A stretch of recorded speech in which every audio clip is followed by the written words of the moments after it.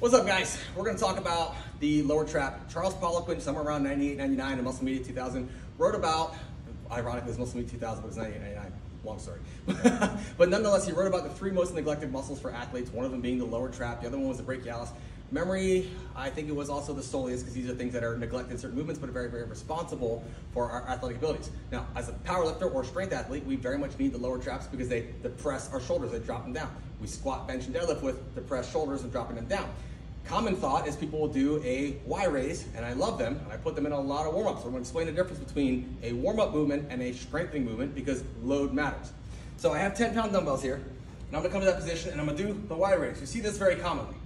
This is a great movement, but it's not a great movement to actually strengthen the lower trap because it has so many limiting factors. One, the amount of weight you can use. This is a 10-pound dumbbell, and no matter how much you manipulate physics, at most it's going to be 50 pounds of force away from the body in certain segments. So at the best, it's 100 pounds of force, still a 10-pound dumbbell, but the limiting factor is going to be your posture muscles, your erectors, your glutes. They're having to hold you isometrically the entire time. They will probably fatigue first before you fatigue the lower trap. So this is a great way to warm up the lower trap, prime your body. If you want to do things like overhead pressing, this is great. Bench pressing, puts you in a great position. But limiting factor, of course, is load, and it tends to load the low back more.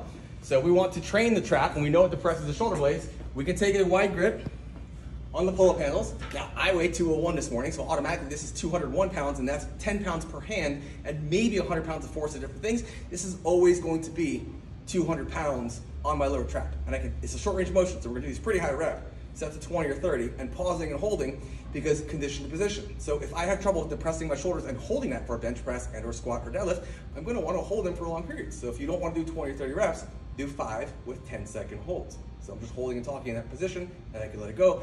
Also, benefit of this is the traction at the shoulder joint and the length of the lats. Why that's important? The lats are an internal rotator of the shoulder. As my shoulders internally rotate, they also elevate. You end up with tight scalings, tight upper traps. You look like this all the time. You look great, but you look like shit. So open that up, lift better by working on your lower trap in a position that allows the most load and the most length.